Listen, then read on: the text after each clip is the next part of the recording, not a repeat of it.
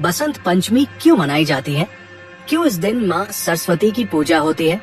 सृष्टि के आरंभ में जब अंधकार ही अंधकार था, जब मौन ही मौन था, जब कोई शब्द नहीं था, कोई स्वर नहीं था, कोई ज्ञान नहीं था, तब भगवान ब्रह्मा ने इस संसार की रचना की थी। लेकिन क्या आप जानते हैं कि उस समय ये संसार कितना निर्जीव, कितना नीरस, कितना उदास था? आज मैं आपको वो कहानी सुनाने जा रहा हूँ जो शायद आपने पहले कभी इस तरह नहीं सुनी होगी। ये कहानी है माँ सरस्वती के अवतरण की। ये कहानी है बसंत पंचमी के महत्व की। ये कहानी है उस दिन की जब इस धरती पर पहली बार ज्ञान का प्रकाश फैला था। नमस्कारदायक है। कथा शुरू करने से पहले आपसे एक विनम्र निवेदन है। शास्त्रों में कहा गया है कि अधूरी छोड़ी गई कथा दुख और पाप का कारण बनती है, इसलिए इसे अंत तक अवश्य सुने। और अगर आप अपनी माँ से सच्चा प्रेम करते हैं तो इस वीडियो को लाइक करें, हमारे चैनल को सब्सक्राइब करें और कमेंट में माँ लिखकर अपना समर्थन दें। तो आइए बिना किसी विलंब के आरंभ करते हैं आज की प्रेरणादायक कथा। जब ब्रह्मा जी ने सृष्टि की रचना की तो उन्होंने सोचा था कि वे एक अद्भुत संसार बनाएंगे। उन्होंने पर्वत बनाए, नदियां बनाई, वृक्ष बनाए, पशु पक्षी बनाए और अंत में मनुष्य की रचना की। लेकिन जब उन्होंने अपनी रचना को देखा तो उनका हृदय भारी हो गया। क्यों? क्योंकि उनकी रचना में कुछ कमी थी, कुछ ऐसा जो इस सृष्टि को पूर्ण नहीं बना पा रहा था। पर्वत थे लेकिन उनकी गूंज नहीं थी, नदियां थी लेकिन उनका कलकल स्वर नहीं था, पक्षी थे लेकिन उनकी चहचहाट नहीं थी, मनुष्य थे लेकिन वे मूक थे, गूंगे थे, एक दूसरे से बात नहीं कर सकते थे। कोई भाषा नहीं थी, कोई संगीत नहीं था, कोई कला नहीं थी, कोई ज्ञान नहीं था। सब कुछ था लेकिन सब कुछ नीरस था, बेजान था। ब्रह्मा जी ने देखा कि मनुष्य भटक रहे हैं। वे अपने मन की बात दूसरों तक नहीं पहुंचा सकते, वे अपनी भावनाओं को व्यक्त नहीं कर सकते। माता अपने बच्चे को प्यार करना चाहती है लेकिन कह नहीं सकती। पिता अपने पुत्र को आशीर्वाद देना चाहता है लेकिन शब्द नहीं है।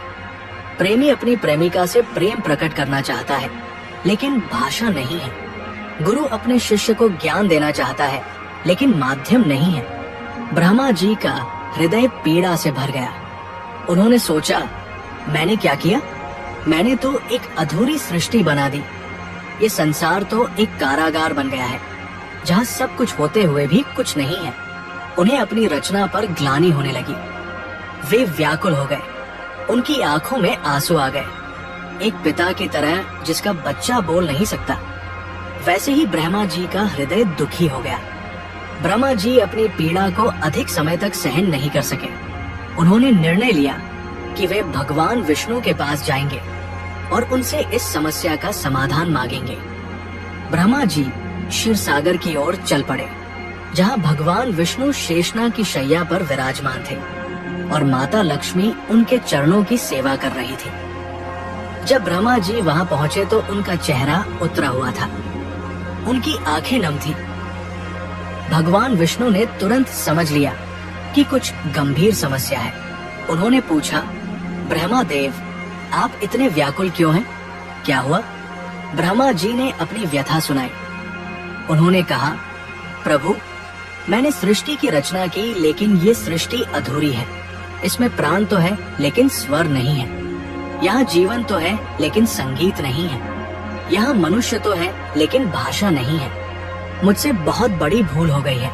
मैं अपनी रचना को पूर्ण नहीं बना सका। मुझे बताइए, मैं क्या करूं? भगवान विष्णु ने मुस्कुराते हुए कहा, ब्रह्मा देव, ये कोई भूल नहीं है, ये तो एक अवसर है। आप एक महान शक्ति का आह्वान करें, एक ऐसी शक्ति जो इस संसार को वाणी दे सके, संगीत दे सके, कला दे सके, ज्ञान दे सके। आप अपने कमंडल से जल लें और उसे धरती पर छिड़के। उस जल से एक देवी का आविर्भाव होगा जो आपकी इस समस्या का समाधान करेंगी। ब्रह्मा जी को आशा की किरण दिखाई दी। उन्होंने कहा, लेकिन प्रभु, ये देवी कौन होंगी? उनका नाम क्या होगा? भगवान विष्णु ने कहा, वे वाग देवी होंगी, वाणी की अधिष्ठात्री देवी। वे ज्ञान की देवी होंगी, कला की देवी होंगी, संगीत की देवी होंगी। उनके हाथों में वीणा होगी जो संगीत देगी।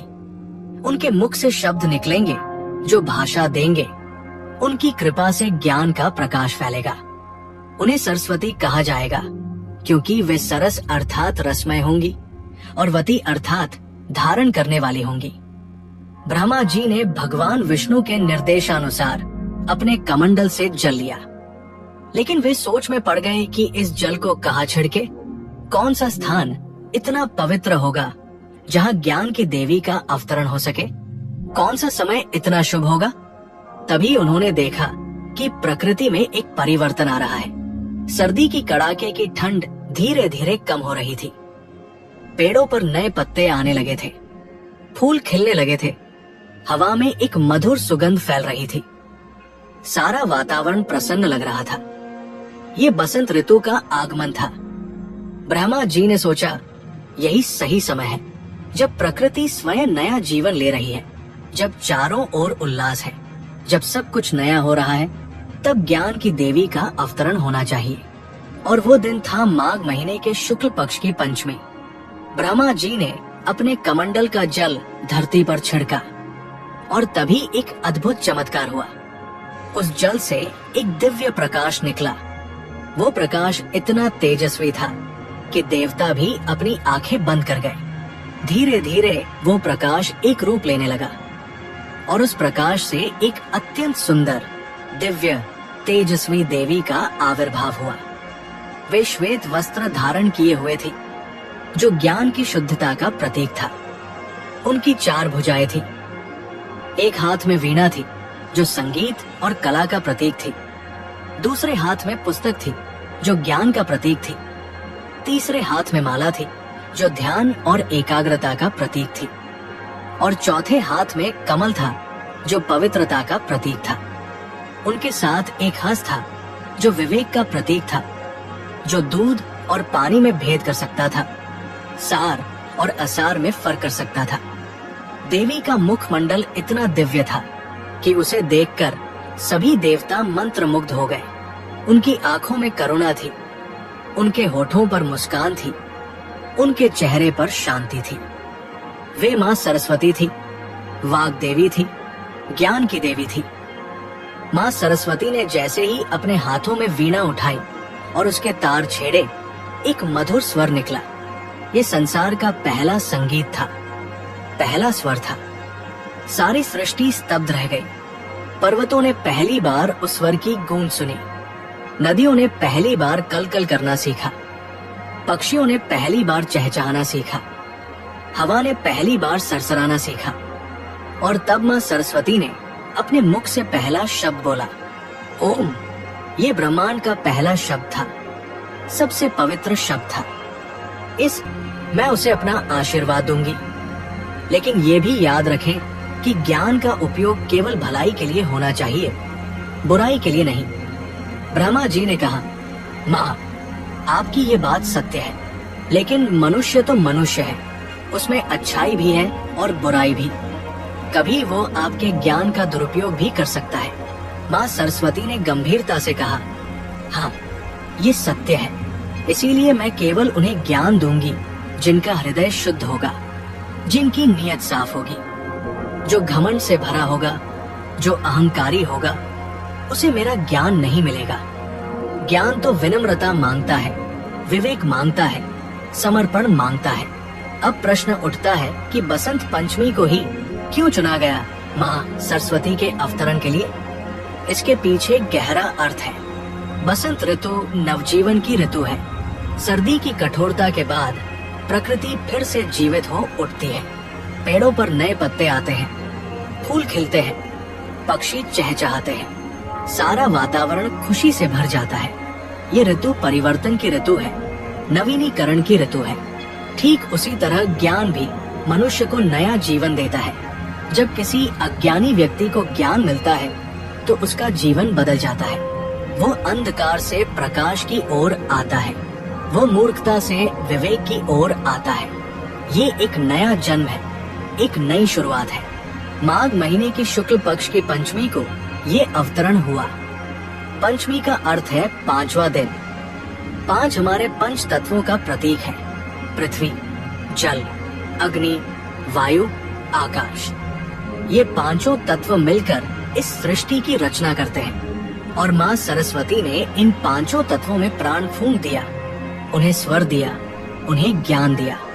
माँ सरस्वती के अवतरण के बाद युग बीत गए। उनकी कृपा से अनेक विद्वान हुए, अनेक कवि हुए, अनेक संगीतकार हुए। लेकिन एक बार ऐसा भी हुआ जब किसी ने माँ सरस्वती के ज्ञान का घोर दुरुपयोग किया। वो था रावण। रावण महान विद्वान था। उसने चारों वेद कंठस्थ किए थे। वो संगीत में निपुण था। वो शास्त्रों का ज्ञाता था।